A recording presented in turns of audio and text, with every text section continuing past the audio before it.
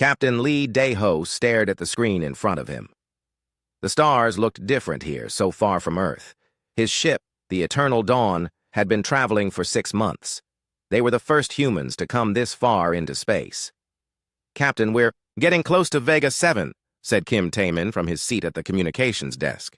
His voice was calm, but Daeho could hear the excitement underneath. "Good work, Taemin," Daeho replied. He looked around at his small crew. Park Soo-jin was busy checking the ship's engines. Her hands moved quickly over the controls. She was the best engineer he had ever worked with. In the corner, Choi Hee-won was looking at her data about alien life. She had been studying every planet they passed. "This is it, everyone," Daeho announced. "We're about to see things no human has ever seen before." The ship moved closer to Vega 7. It was supposed to be a simple mission. Look at the planet, take some pictures, collect some data, then go home. Earth's government wanted to know what was out here in the big empty space between stars, but something was wrong. "Captain," Soo-jin called out. Her voice was sharp with worry. "The engines are acting strange. Something is pulling us." Daeho felt his heart start beating faster. "What do you mean, pulling us?" "Look at the screen," Hee-won said. Her face was pale. Daeho looked up at the main screen. There, orbiting around Vega 7, was something that should not exist. It was huge, bigger than any building on Earth. The structure looked like it was made of crystal and light. It was beautiful and scary at the same time. "That's not natural," Taemin whispered. The crystal structure was pulling their ship toward it. No matter what Soo-jin did with the engines, they kept moving closer. The ship shook as unknown forces grabbed it. "Try to break free," Daeho ordered. "I'm trying, Captain." Soo-jin's hands flew over her controls. "Nothing is working. Whatever that thing is, it's too strong." Strange images began flashing in Daeho's mind. He saw battles in space, dying worlds, and creatures he had never seen before. The visions felt real, like memories that did not belong to him. He saw humans too, but they looked primitive, wearing animal skins and carrying stone tools. "Is everyone else seeing this?" he asked. "Yes," the others said together. They all had the same confused look on their faces. The ship was now very close to the crystal structure. Up close, it looked even more impossible. The walls seemed to glow from inside. Patterns of light moved across the surface like living things. "Captain, something is connecting to our ship," Taemin reported. His equipment was making sounds he had never heard before. A tube of light extended from the structure to their ship. Before anyone could react, it attached to their hull. The ship stopped shaking. "Well," Daeho said, trying to sound braver than he felt, "I guess we're going aboard." The airlock opened by itself. Beyond it was a corridor that glowed with soft, blue light. The air that came in smelled like flowers and ozone. 3 figures were waiting for them. They looked almost human, but not quite. Their skin had a pale, pearl-like quality that seemed to shine. Their eyes were larger than human eyes, and they moved with a grace that seemed impossible. "Welcome," one of them said. The voice was musical, like singing. "We have waited so long for you to come." Daeho stepped forward. His crew stayed close behind him. "I'm Captain Lee Daeho. This is my crew. We're explorers from Earth." "Earth," the alien repeated. The word sounded different in its voice, full of meaning Daeho did not understand. "Yes, we know of Earth. We know of humans." The aliens led them through corridors that seemed to be carved from single pieces of crystal. The walls showed pictures that moved like videos. Daeho saw scenes of space battles, different alien races, and to his surprise, primitive humans living alongside these crystal beings. "How do you know about humans?" Hee-won asked.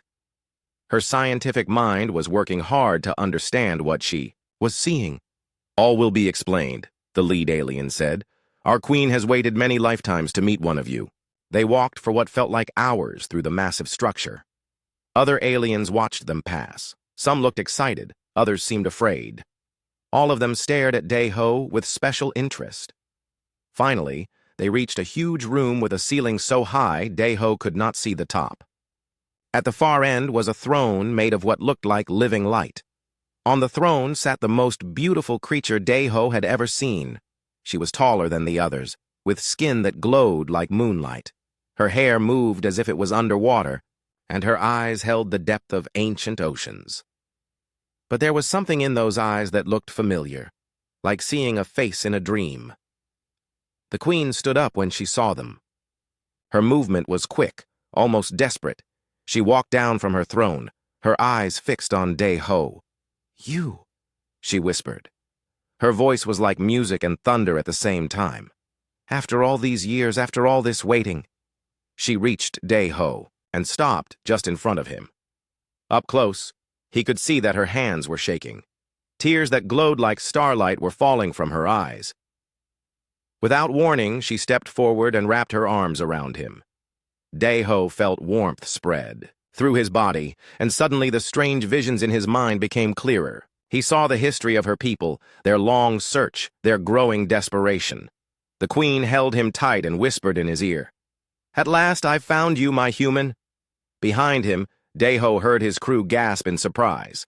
He felt like he should pull away, but something deep inside him said this was right. This moment had been waiting to happen for a very long time. The alien queen was crying now, holding on to him like he might disappear. Around them, the crystal walls pulsed with gentle light, as if the entire structure was celebrating. Dai-Ho did not understand what was happening, but he knew his life had just changed forever. The queen finally stepped back from Dai-Ho, but she kept her hands on his shoulders. Her glowing tears had stopped, but her eyes were still wet. She looked at him like she was seeing a miracle. "Please," she said to all of them, "sit with me. There is much you need to understand." She led them to a circle of chairs that seemed to grow from the crystal floor. As they sat down, the queen placed her hand on Dai-Ho's forehead. Suddenly, images flooded his mind, but this time they were clear and organized. "My name is Laralith," the queen said. "I am going to show you the truth about your people and mine." The visions began 50,000 years ago, when humans were still living in caves and hunting with stone spears. Earth looked different then. The ice was thick in many places, and huge animals walked the land. In space above Earth, Vellani ships watched and studied. The Vellani were the rulers of the galaxy then. They had built an empire that covered 1,000 worlds. Their technology was so advanced, it seemed like magic. "We came to Earth by accident," Lyralith explained. "We were mapping new star systems. Earth was just another planet to study. But when the Vellani scientists looked at the primitive humans, they found something amazing. Humans could adapt to anything. When the weather got cold, they found ways to stay warm. When food was hard to find, they learned to eat new things. When predators attacked them, they made better weapons and worked together. Other species, when they face hard times, they die or they run away," Lyralith said. "But humans do something different. They change. They learn. They become stronger." Dai-Ho saw through Lyralith's memories how the Vellani had tested this. They watched human tribes face terrible winters, diseases, and attacks from wild animals. Each time, the humans found a way to survive and grow stronger. "Why was this important to you?" Sujin asked. Lyralith's face became sad. "Because we were dying." She showed them the void corruption. It was like a disease, but it did not attack bodies. It attacked life itself. It spread from planet to planet, making everything it touched grow weak and fade away. The Vellani, for all their technology and power, could not fight it. Their bodies and minds were too specialized, too perfect. They had lived easy lives for so long that they had lost the ability to adapt. "We watched world after world fall to the corruption," Lyralith said. "Our greatest scientists could not find a cure. Our most powerful weapons could not stop it. Then they discovered something amazing. Humans were naturally immune to the void corruption. Not only that, but when humans were near other species, those species became stronger against the corruption too." "How?" Hyawan asked. Her scientific mind was fascinated. "We still do not fully understand it," Lyralith admitted. "Something in the human spirit, in the way you think and adapt, creates a barrier against the corruption." The Vellani decided to make a deal. They contacted a human tribal leader named Go Dong-min. Through careful study, they had learned that this human had children who carried special traits in their blood. "Go Dong-min was your ancestor," Lyralith told Dai-Ho. "His family line carried the strongest immunity to the corruption." The deal was simple. The Vellani would protect Earth and let humans develop naturally. They would not interfere with human growth. In return, when humans finally reached the stars, they would help the Volani fight the void corruption. But there was something else, Lyrelith said. Her voice became very quiet. The only way to truly cure the corruption was for a human and a Volani to bond their minds together. She explained that this bonding was dangerous. The human and Volani minds had to merge completely. If it worked, they could create a new kind of consciousness that was immune to the corruption and could heal others. If it failed, both would die. We tried with other species over the centuries, Lyrelith said. None of them were compatible with us. The bonding always failed. Taemin was starting to understand. And you think Daeho can do this bonding with you? I do not think it, Lyrelith said. I know it. When he walked into this room, I felt the connection immediately. His genetic pattern matches mine perfectly. Daeho felt a strange pull in his chest when she said this, like something inside him was responding to her words. What happened to the other humans who came to space? He asked. Lyrelith looked ashamed. Over the past 50 years, several human ships have reached Volani space, but none of them carried the right bloodline. None of them were compatible. What did you do to them? Sujin asked, her voice sharp with suspicion. We sent them home safely, Lyrelith said quickly. We erased their memories of meeting us and guided them back to Earth. We could not risk humans learning about us before the right one arrived. While they talked, Sujin had been quietly studying the crystal walls around them. What she saw worried her. This technology, she said, it's too advanced for you, isn't it? Lyrelith looked surprised by the question. What do you mean? I can see the energy patterns, Sujin explained.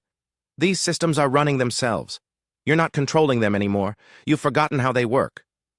Lyrelith's silence was, answer enough. That's why you need us, Hyawan realized. You've become too dependent on your technology. You've lost the ability to innovate, to adapt. The void corruption feeds on stagnation, Lyrelith admitted. The more perfect and unchanging a species becomes, the more vulnerable they are to it. We have become too set in our ways. Daeho stood up and walked to one of the crystal walls. He could feel energy flowing through it, but there was something wrong with the patterns. The corruption is already here, isn't it? He said. Lyrelith nodded sadly. It reached the outer worlds of our empire 3 years ago. We have been holding it back, but we are losing. If we cannot find a cure soon, the Volani will be extinct within 10 years. The room became very quiet. The weight of what they had learned settled on all of them. So let me understand this, Daeho said. You want me to merge my mind with yours in a process that might kill us both, to create some kind of cure for a cosmic disease that has been destroying civilizations for thousands of years? Yes, Lyrelith said simply. Daeho looked at his crew. Sujin was studying the alien technology with fascination. Taemin was recording everything on his equipment. Hyawan was taking notes about the biological aspects of what they had learned. These were his people, his friends. If he failed, they would never see Earth again. But if he succeeded, he might save not just the Volani, but countless other species across the galaxy. When do we start? He asked. 3 days passed before the resonance trial could begin. Daeho spent the time learning about Volani culture and preparing his mind for what was coming. Lyrelith had given him access to their historical records, and what he learned was both amazing and terrifying. The Volani had once been a simple people, much like early humans. They lived on a beautiful world with purple seas and golden forests. But they had one gift that made them special. They could share thoughts and feelings with each other. Over thousands of years, this gift grew stronger. They learned to connect their minds to their machines, to share knowledge instantly across their entire civilization. They became incredibly advanced because every discovery was immediately known by everyone. But this gift became a curse. As they grew more connected, they became more alike. Individual thoughts became rare. Creative ideas stopped happening. They became perfect, but perfection made them weak. The trial will be dangerous, Lyrelith warned Daeho as they prepared. When our minds touch, you will experience everything I have experienced. Thousands of years of memories, feelings, and knowledge will flood into your consciousness all at once. They were in a special chamber deep inside the Crystal Palace. The walls pulsed with gentle light, and the air hummed with energy. Strange. Machines surrounded a bed-like platform in the center. "What will happen to me?" Deho asked. "You will remain yourself," Lyrolith said. "But you will also become part of me, and I will become part of you. If the bonding works, we will be able to share our strengths while keeping our individual minds." Sujin, Taimin, and Hyewan watched from behind a protective barrier. Sujin had spent the last 3 days studying Vellani technology. She was amazed by what she learned, but also worried. "Their machines are incredible," she had told Deho earlier. "But they don't understand them anymore. They just push buttons and hope things work. If something breaks, they can't fix it." Taimin had been talking to younger Vellani citizens. "They're tired of being perfect," he reported. "The young ones want to try new things, but their society won't let them. They have to think and act exactly like their parents and grandparents." Hyewan had made the most disturbing discovery. "Their birth rate is dropping," she said quietly. "They're slowly dying out even without the void corruption. They've lost the will to grow and change." Now, as Deho lay on the platform, all of this knowledge weighed on his mind. He was not just trying to save the Vellani from a cosmic disease. He was trying to save them from themselves. Lyrolith lay on a second platform next to his. Crystal cables connected both platforms to the machines around them. The devices began to glow brighter. "Are you ready?" Lyrolith asked. "No," Deho said, honestly. "But let's do it anyway." The bonding began slowly. At first, Deho just felt a warm presence in his mind, like someone sitting next to him in a dark room. Then the presence grew stronger, and suddenly he was not alone in his own head. He saw through Lyrolith's eyes as a young princess, watching her world's purple seas from her palace window. He felt her excitement when she first learned to connect, her mind to the ancient machines. He experienced her joy when she became queen, and her growing despair as she watched her people slowly lose their spark of life. But the hardest part was experiencing the failures. Lyrolith had tried the bonding process 17 times before with different species. 17 times she had watched potential partners die as their minds could not handle the connection. Each death had made her more desperate and more afraid. The memories kept coming. He saw the first appearance of the void corruption, like a creeping shadow that drained the life from entire worlds. He felt the terror of Vellani citizens as they realized their technology could not save them. He experienced Lyrolith's lonely vigil, waiting decades for the right human to arrive. Then, something strange happened. As Lyrolith's memories flooded into Deho's mind, his memories began flowing into hers. She experienced his childhood on Earth, his excitement when he became a space explorer, his love for his crew and his world. But she also experienced something the Vellani had lost, the joy of discovery. Through Deho's memories, she felt what it was like to face the unknown without fear, to adapt to new situations, to find creative solutions to impossible problems. The bonding reached its critical point. Both of their minds were completely open to each other. This was where the other attempts had failed. Most species could not handle the complete merger of consciousness. But Deho's human adaptability kicked in. Instead of fighting the connection, or being overwhelmed by it, he embraced it. He let Lyrolith's vast knowledge fill his mind while sharing his human flexibility with her. Something new was born in that moment. Not a human mind or a Vellani mind, but something that was both and neither. The new consciousness could think in ways that neither species could manage alone, and then Deho felt it, immunity to the void corruption. The new joint consciousness was naturally resistant to the cosmic disease. More than that, it could actively fight the corruption and heal damage it had caused. The trial was succeeding, but at a cost. The process was incredibly draining. Both Deho and Lyrolith were exhausted, their bodies pushed to the limit by the mental strain. "It's working," Lyrolith whispered. Her voice sounded different now, more human-like in its emotion. Deho could feel the change in himself too. His thoughts were faster, more complex. He could sense life patterns in ways he never could before. But he was still himself, still human at his core. "We did it," he said, but their celebration was cut short. Alarms began sounding throughout the Crystal Palace. Red lights flashed, and they could hear running footsteps in the corridors outside. Taemin's communication equipment crackled to life. He listened for a moment, then his face went pale. "Captain," he called out. "I'm intercepting Villani military communications. There's a fleet surrounding the palace. Someone named Lord Zenthar is demanding that the human crew be handed over to him immediately." Sujin was already at her portable scanner, reading the energy signatures around them. "We're being surrounded," she confirmed. "And from what I can tell, these aren't friendly forces." Lyralith tried to sit up, but the bonding process had left her too weak to move quickly. "Zenthar," she said with anger in her voice. "I should have expected this." "Who is he?" Daeho asked, though part of him already knew from Lyralith's memories. "The leader of the Noble Council," she explained. "He has always believed that bonding with other species would corrupt Villani purity. He thinks humans are too primitive and dangerous to be trusted." The palace shook as Zenthar's ships moved into attack positions. Through the crystal walls, they could see warships that looked like flying cathedrals, beautiful but deadly. "He's planning a coup," Lyralith realized. "He'll kill all of you and claim I died in the bonding process. Then he'll take control of the Empire."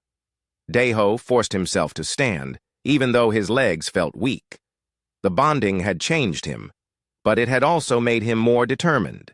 He could feel Lyralith's centuries of wisdom combining with his human stubbornness. "How long do we have?" he asked. "Not long," Taemin reported. "Their troops are already inside the palace." Heavy footsteps echoed in the corridor outside their chamber. The sound of weapons being charged filled the air. Daeho looked at his crew, his friends who had followed him across the galaxy.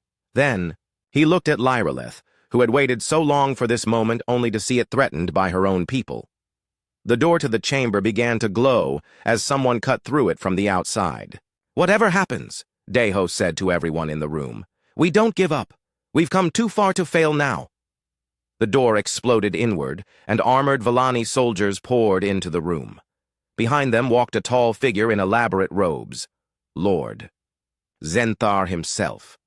"So," Zenthar said, his voice cold with disgust, "these are the primitives who would corrupt our noble race." He looked at Daeho and Lyralith with hatred in his ancient eyes. "The bonding ends here." Lord Zenthar walked into the chamber like he owned it. His soldiers spread out around him, their weapons pointed at the human crew. Up close, he looked ancient even for a Villani. His skin had a gray tint, and his eyes were cold and lifeless. "Queen Lyralith," he said with mock respect, "you have disgraced our entire species by bonding with these creatures." "Zenthar, you fool!" Lyralith replied, struggling to sit up. "You have no idea what you're doing. The corruption is spreading faster than ever. Without the humans, we will all die." "Better to die pure than live corrupted," Zenthar sneered. He gestured to his soldiers. "Take the humans to the detention cells." But as the soldiers moved forward, something unexpected happened. Sujin stepped in front of them. "Wait," she said calmly. "Before you arrest us, answer me one question." Zenthar looked amused. "A primitive wishes to speak? Very well. What is your question?" "Why are your ships breaking down?" Zenthar's amusement faded. "What do you mean?" Sujin pulled out her scanner. "I've been monitoring your fleet's energy signatures. 3 of your warships have engine problems. Your main command ship's weapons system is running at 60% efficiency, and your palace's life support system will fail completely within 48 hours. The Villani soldiers looked confused. They had not been told about any technical problems. "You're lying," Zenthar said, but his voice was not as confident as before. "Am I?" Sujin asked. She walked over to a crystal panel on the wall and placed her hand on it. Somehow, she had learned to interface with Villani technology during their 3 days in the palace. The wall screen lit up with diagnostic information. Red warning symbols flashed everywhere. The palace's main power core was overheating. The air recycling system was operating beyond safe limits. Multiple critical systems were failing. "How long has this been going on?" Sujin asked the Villani guards. One of the younger soldiers looked nervous. "The technical problem started 6 months ago," he admitted. "Our engineers say they will fix them, but the problems keep getting worse." Sujin nodded. "That's because your engineers don't understand the technology anymore. You've been using the same machines for thousands of years without learning how they really work. She moved to another control panel. Within minutes, she had identified the main problem and started making adjustments. The red warning lights began, changing to yellow, then green. Impossible, Zenthar whispered. Not impossible, Sujin said. Just different thinking. Your technology is incredibly advanced, but it was designed to be maintained. You stopped maintaining it and started just using it. That's why everything is breaking down. While Sujin was demonstrating her technical skills, Taimin was doing something equally impressive. He had connected his communication equipment to the palace's information network and was broadcasting to the entire Vellani Empire. Citizens of the Vellani worlds, he said into his microphone. This is Kim Tae-min, communications officer of the human ship Eternal Dawn. I want to tell you about something you've never heard before. His voice was being transmitted to every Vellani home and workplace across their empire. Zenthar's soldiers rushed to stop him, but they could not figure out how he had bypassed their security systems. Your leaders tell you that change is bad, Taemin continued.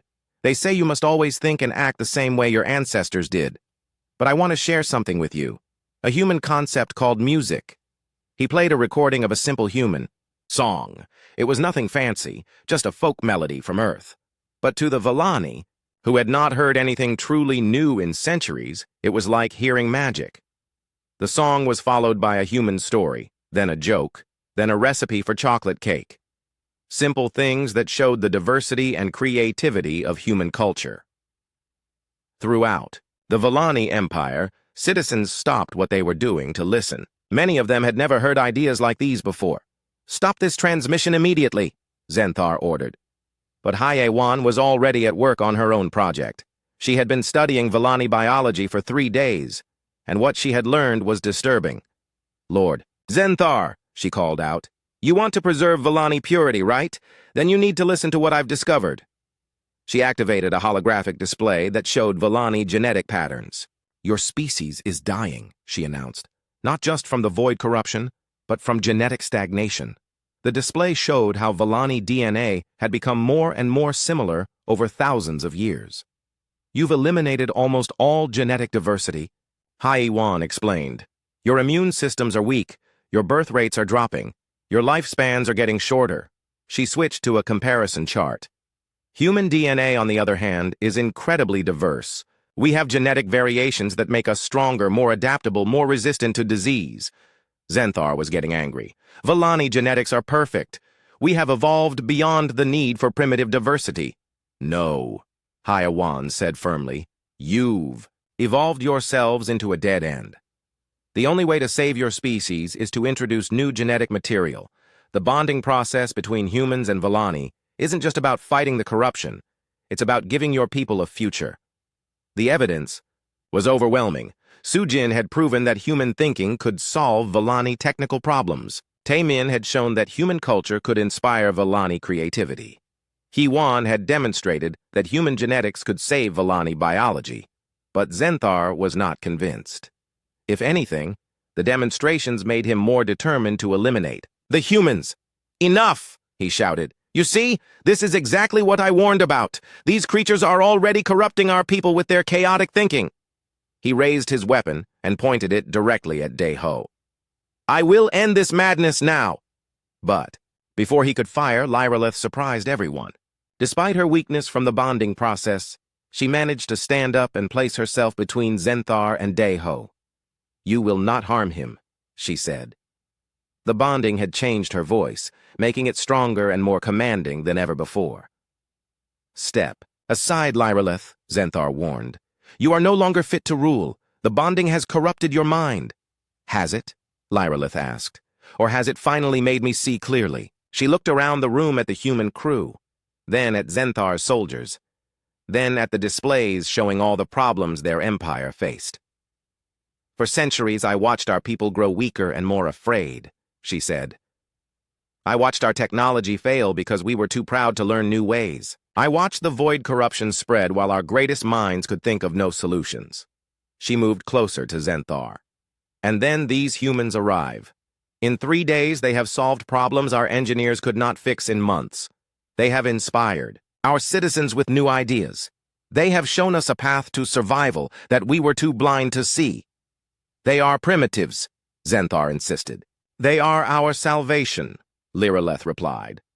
At that moment, new alarms began sounding, but these were different from before, deeper, more urgent. A Vallani officer ran into the chamber. Lord Zenthar, Your Highness, the void corruption has broken.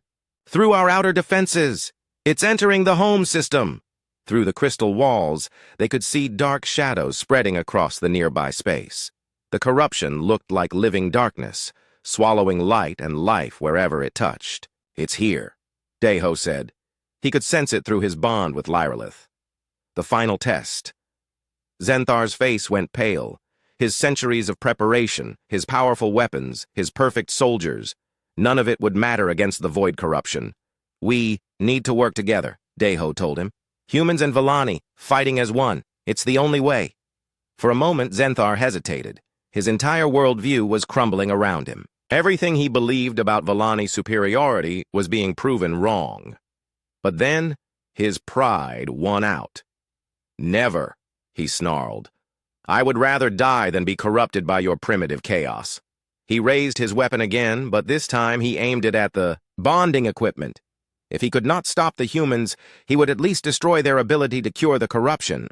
If the Vallani must die, he said, then we will die pure. Zenthar's weapon charged with deadly energy, aimed directly at the bonding equipment. But before he could fire, the palace shook violently. The void corruption had reached the outer edges of their solar system, and its presence was affecting everything around them. The crystal walls began to flicker. Emergency lights activated throughout the chamber. Several of Zenthar's soldiers stumbled as the artificial gravity fluctuated. The corruption is interfering with our systems, one of the Vallani technicians reported. All our defenses are failing. Through the transparent walls, they could see Vallani warships trying to fight the approaching darkness. Their weapons fired brilliant beams of energy into the void, but the light was swallowed up as soon as it touched the corruption. Your weapons are useless against it, Liraleth told Zenthar. Just like they have always been. The only way to fight the corruption is with the cure we've created. But Zenthar was beyond reason now.